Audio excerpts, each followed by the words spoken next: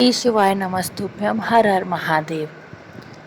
अगर आप लोगों को कोई इच्छा जल्दी पूरी करनी है तो आप लोगों को शहद और दूर्वा वाला यह उपाय ज़रूर करना चाहिए। बहुत सारे लोगों के कमेंट और मैसेजेस आते हैं कि ये उपाय कर लिया, वो उपाय कर लिया, कौन कौन से व्रत रह लिए, मगर मेरी जो इच्छा है वह पूरी नहीं हो रही है। तो आप हमें कोई अच्छा सा उपाय बता दीजिए। तो गुरु जी की कथा से सुनकर आपको बहुत ही अच्छा सा उपाय बताऊंगी और बहुत ही अच्छे से समझाने की कोशिश करूंगी। बस आप लोग अच्छे से समझ लीजिएगा और सही से उपाय कीजिएगा। कोई भी पॉइंट आपका मिस नहीं होना चाहिए, वरना उपाय गलत हो जाएगा और आपकी वही रह जाएगा कि उपाय से इच्छा पूरी नहीं हुई। चलिए बात कर लेते हैं अपने आज के पहले उपाय की। आपके पहले उपाय के लिए क्या चाहिए? चावल दिख रहे हैं आपको स्क्रीन पर। आपको एक चावल का दाना लेना है, केवल एक, खंडित नहीं हो, टूटा फूटा ना हो। उसके बाद आपको चाहिए दूर्वा। दूर्वा भी आपको एक ही लेनी है, हरे कलर की दूर्वा। दोनों चीज़ें लेकर आप लोगों को पहुंच जाना है महादेव जी की शिवलिंग के पास। जिस टाइम भी आपके पास टाइम हो, आपका मन है सुबह जा सकते हैं, और आपका मन है तो इस उपाय को करने के लिए आप शाम को भी महादेव के मंदिर में जा सकते हैं ना। तो चलिए आप लोग महादेव के मंदिर में पहुंच गए। आपको वैसे ही बैठना है, जाके फेस आपका होना चाहिए उत्तर दिशा की तरफ, मतलब जिस दिशा में अर्घा है उस दिशा की तरफ। और सबको पता है कि भोले बाबा का पूरा परिवार एक शिवलिंग पर ही स्थापित है। तो आप जो अपने घर से एक चावल का दाना और एक दूर्वा घास लेकर आए हैं, उस चावल के दाने को आपको अशोक सुंदरी माता वाले स्थान पर समर्पित कर देना है, श्री शिवाय नमस्तुभ्यम का जाप करते हुए। और जो आप हरी दूर्वा एक लेकर आए हैं, उसको आपको भोले बाबा की शिवलिंग के ऊपर समर्पित करना है, श्री शिवाय नमस्तुभ्यम का जाप करते हुए। और उस दूर्वा का जो पत्ती वाला हिस्सा है वो हो जाएगा आपकी तरफ, और जो डंडी वाला हिस्सा है वो हो जाएगा अशोक सुंदरी माता की तरफ, मतलब अर्घा की तरफ, जहाँ से जल नीचे गिरता है ना। उसके बाद आपको क्या करना है, आपको वहीं पर खड़े हो जाना है और एक लोटा जो आप ताज़ा जल भर कर लाए हैं अपने घर से, अपने किचन से, उस जल को आपको कुंदकेश्वर महादेव के नाम से भोले बाबा की शिवलिंग पर समर्पित करना है ना। चलिए आपने इतना कर लिया। अब एक यहाँ पर बात है ना कि अगर आपको इच्छा पूर्ति के लिए यह उपाय करना है तो आपने एक लोटा जल भोले बाबा को समर्पित किया, आपका उपाय पूरा हो गया, आप अपने घर चले जाएंगे। अगर आप यही उपाय बीमारी के लिए कर रहे हैं तो आपको क्या करना है, आपने जल समर्पित किया, उसके बाद जो दूर्वा है जो आपने भोले बाबा की शिवलिंग पर समर्पित की थी, उस दूर्वा को उठा लेना है, भोले बाबा से विनती कर लेनी है कि मेरे घर में ये इंसान परेशान है, बीमार है, उसके लिए मुझे इस दूर्वा को औषधि के रूप में यूज़ करना है। तो आपको वह दूर्वा उठाकर अपने घर ले जानी है, और घर ले जाकर जो भी आपके घर में व्यक्ति परेशान है, बीमार है, उनको वह दूर्वा खिला देनी है ना, केवल कुंदकेश्वर महादेव के नाम से, है ना। और ये उपाय आपका पूरा हो गया। अब चलिए बात करते हैं अगले उपाय की। चलिए ये तो हो गया दूर्वा वाला उपाय। अब दूसरा उपाय जो है वह शहद से करना है।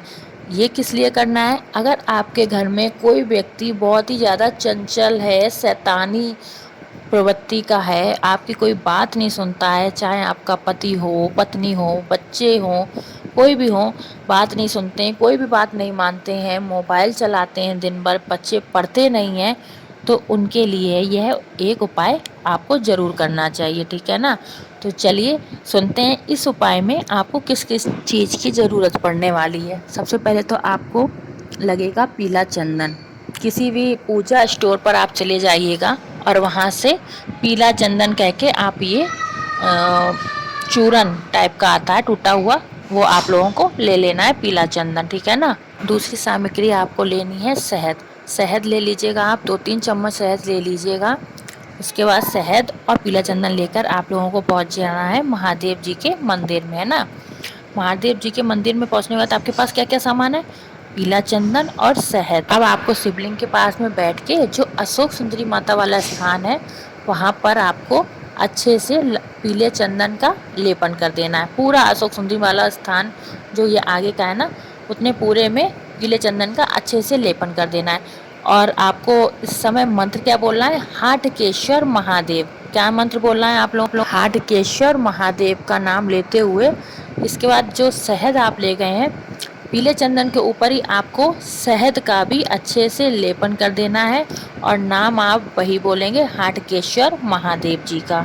और इसके बाद में आपके घर में जो भी व्यक्ति चंचल है, बच्चा है, पढ़ता नहीं है, शैतानी देता है, बात नहीं मानता है, उसका नाम और गोत्र बोलते हुए आपको एक लोटा जल भोले बाबा की शिवलिंग पर समर्पित कर देना है। इतना उपाय आप लोग करके देखिएगा। हफ्ते में 1 या 2 बार आप लोग यह उपाय करेंगे ना, तो आपको खुद ब खुद दिखेगा कि आपका जो बच्चा है, चंचल था, शैतानी देता था, पढ़ता नहीं था, वो खुद से पढ़ने बैठने लगेगा। आपको उससे कहने की ज़रूरत भी नहीं पड़ेगी और भी जो कोई गलत संगत में जा रहे हैं उनमें भी सुधार आएगा। चलिए आप चलते अपने तीसरे उपाय की तरफ, जो कि है पितृदोष के लिए।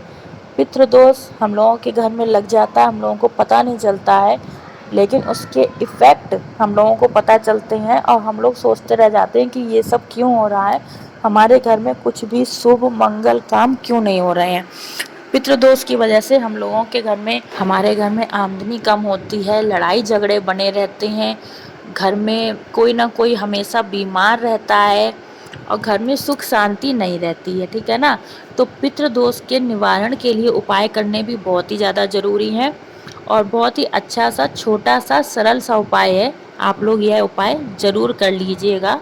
चलिए देखते हैं इसके लिए हम लोगों को किस किस सामान की ज़रूरत पड़ेगी। इस उपाय के लिए हम लोगों को चाहिए एक तांबे का कलश, इसके अलावा कोई और बर्तन नहीं चलेगा। उसके बाद हम लोगों को चाहिए एक बहुत अच्छी सी बेलपत्री, खंडित ना हो, कहीं से भी कटी फटी ना हो। अब इन दोनों चीज़ों को लेकर आपको बेलपत्री को तांबे के कलश में ही डाल लेना है ना। उसके बाद डालने के बाद आपको इस तांबे के कलश को अपने दाहिने हाथ लेकर आपको अपने पूरे घर में कुंदकेश्वर महादेव के नाम का जाप करते हुए पूरे घर में घूम लेना है। आप केवल बाथरूम में नहीं जाएंगे अपने, है ना, और किचन में तो आपको ज़रूरी जाना है, ठीक है। पूरे घर में आप लोग घूम लिए, उसके बाद आप लोगों को पहुंच जाना है शिव जी के मंदिर में।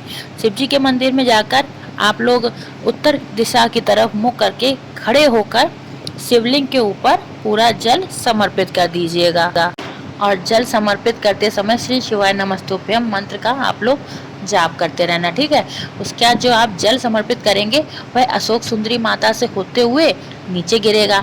उस जल को आप एक बर्तन में उतार लीजिएगा, है ना। उसके बाद आप लोग चले जाइएगा अपने घर और जहाँ जहाँ भी आप लोगों ने बेलपत्री वाला कलश घुमाया था, जिस जिस भी कमरे में घुमाया था, उस कमरे में जो जल आप लोग शिवलिंग से लेकर आए हैं उस जल का छिड़काव कर देना है कुंदकेश्वर महादेव के नाम से, ठीक है ना। हर जगह आप लोगों को पूरे घर में उस जल का छिड़काव कर देना है। आप लोग हफ्ते में 1 बार इस उपाय को जरूर कर लीजिएगा। अगर पितृदोष लगा हो तो ठीक है, अगर नहीं लगा हो तो भी आप लोग उपाय कर लीजिएगा। आप लोगों के घर के लिए बहुत ही अच्छा होने वाला है यह उपाय।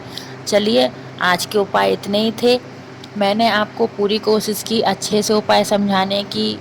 आप लोगों को अगर तब भी नहीं समझ में आया हो तो आप लोग कमेंट करके मुझसे उपाय ज़रूर पूछ लीजिएगा।